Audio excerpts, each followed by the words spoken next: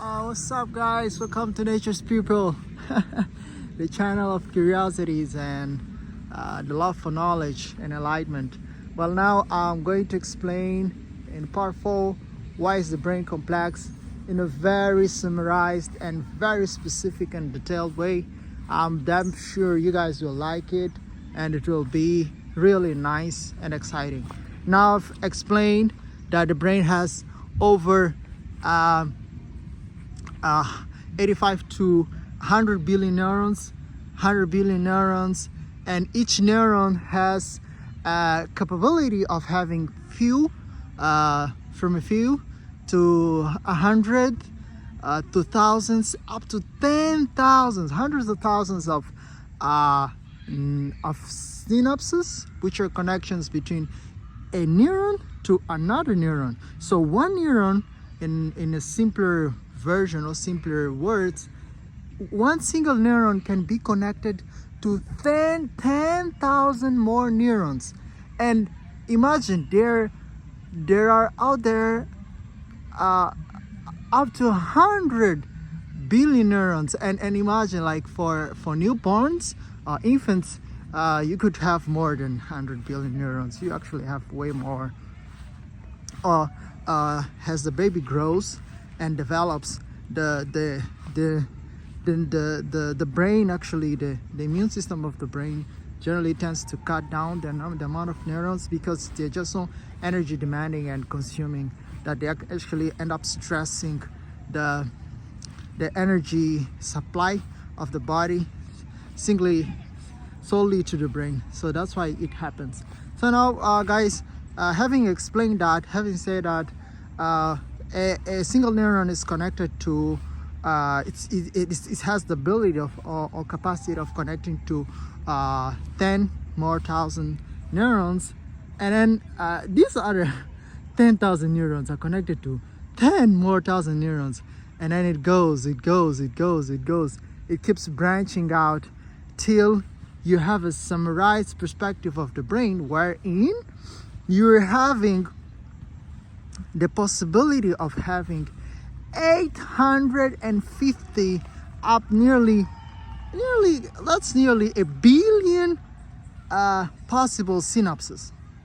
A billion possible synapses. So 850,000 possible synapses, and each synapse carries information that relates to, say, emotion, memory, event. Say, I'm going to give an example. Look at this squirrel out here. Right there. I wish to zoom it. You see, this squirrel is here. I'm seeing it, and what happens is, the moment I'm seeing it, I see the texture, I see how it moves, I see how it looks at me, and then my brain is calculating all these things. It's making memories, and how these memories play and work out is really interesting, because how my brain is coding this. 4 weeks from now, when I try to remember these, say if I'm a couch, depending on the neurological aspect or the chemical aspect of my brain, at that single moment I might remember how it moved, and then the other time I might remember at what position I was standing. I might remember the sound of something I was hearing beside. I might remember what I was saying. I might remember what I was thinking. So each memory carries a slice of aspects that are happening simultaneously.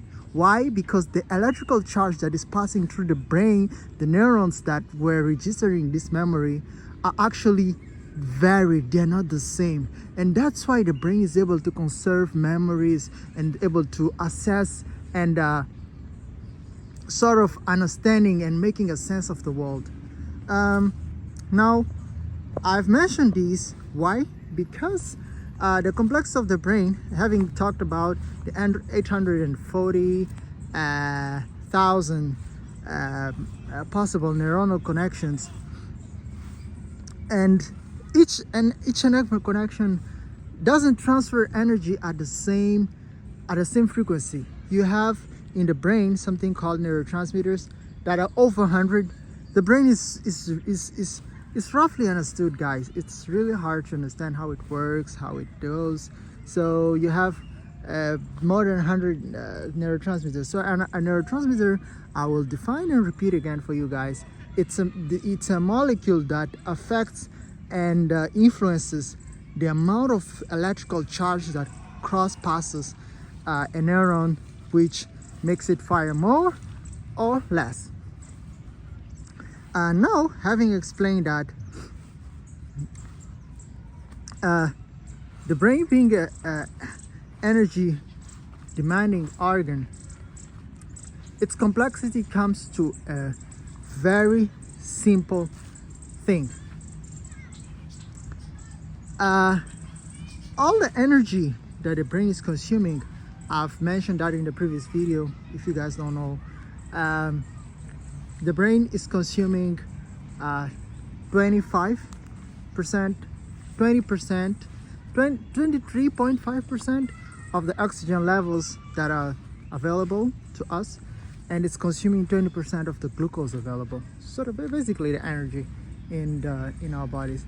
So for instance, if a normal male, females often consume more energy than, or require more energy than males.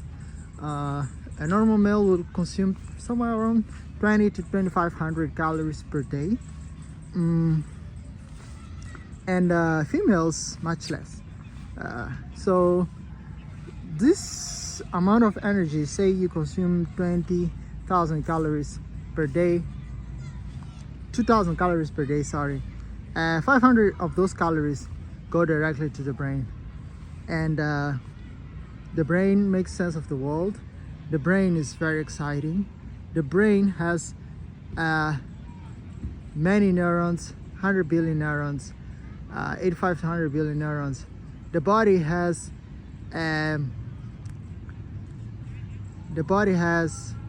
37 trillion cells, and a good chunk of them are neurons. So to be more specific and summarized, the complexity of the brain is defined in one and single short but summarized way. What makes the brain complex more than the universe? The universe is studiable. We can study the universe because if you want to study the universe, maybe you can build better telescopes, you can increase the resolution of your cameras, you can build satellites, you can build satellites, send them to space, and make sure they transfer the energy or the signals information back to Earth. You can go out there, build a starship, go out there, explore. It might take time, but it's a thing that is assured, like you have a system or a pathway of reaching it out. The brain doesn't work that way. It's tricky. It's tricky because when you're trying to measure how a memory was made, you calculate the amount of intensity that cross passes a neuron, and then you fire the memory. You will remember, say, the squirrel I mentioned earlier. But then when you go do it the second time, the electrical system, electrical signaling is lower, and then you can't understand. So it's basically that makes the brain tricky. It's the amount of neuronal possible connections and the amount of possible electrical transferring signalings. And to finish up, I would want to explain why that happens inside the brain. It's because our brains are sort of special, primarily due to the fact that now I'm going to finish up like why our brains this way compared to other primates and mammals. In comparison with other animals, say for instance gorillas or elephants or squirrels, they have smaller brains in comparison to their body sizes. Our brain weighs between 1.5 to 1.8 kilograms, which is, in perspective to the rest of the body, is like 2% of our body mass. an average 75 kgs male or female, and it's consuming a lot of energy. So why is that? Is because while scientists suspect and presume that that might have happened because we spent most of our time pre-digesting food by cooking. So cooking has a lot of good things. It breaks down the enzymes in the food, and it also sort of denatures proteins. Like when you cook meat, the meat gets cooked, and the proteins are more bioavailable. So when that gets into the digestive system, our enzymes have less work, and the body does not have to spend a lot of energy absorbing those nutrients and calories into our system. So the brain has just this free time just to evolve, just to think about building arrows, about hunting, about culture, about science, music, you know, recreation. That's why it evolved. And there's always a giveaway when you're trying to have such a large brain as ours. For instance, one of the animals that is really interesting are these animals like chimps. You have chimps, and you also have well, mostly chimps. So chimps have to spend somewhere around 6 to 8 hours of the day eating, and they are so huge because their body is actually redirecting body mass around the gut just to absorb all these nutrients. And it's risky to be eating all the time because eating involves putting in microbes, and the immune system is really overworked if that happens. So that didn't happen to us. So guys, thank you for watching the video. I sum up by saying the brain is complex because we evolved our customs and ways of living by pre-digesting food, by cooking and making it bioavailable to our guts. That's how our guts are so lengthy, and they're able to sort of absorb the energy, and we don't have to spend so much time eating. That's pre-done, and then the brain has time to evolve and to focus on different functions. That's number one.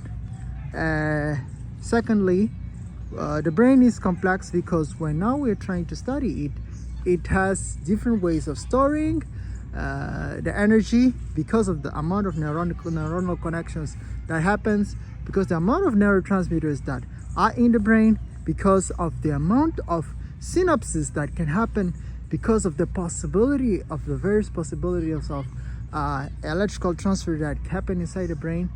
And that's what makes it so complex. Thanks for watching, guys. My English isn't that great, but I will work on bringing good content and being more specific. Guys, thank you. Watch the next video. Serotonin versus dopamine. Difference and similarities. Bye. Thanks for watching. Please share and subscribe. I know I give you a lot, guys. Just bear with me. I'll make better videos, more detailed, more specific, more interesting. Bye for now.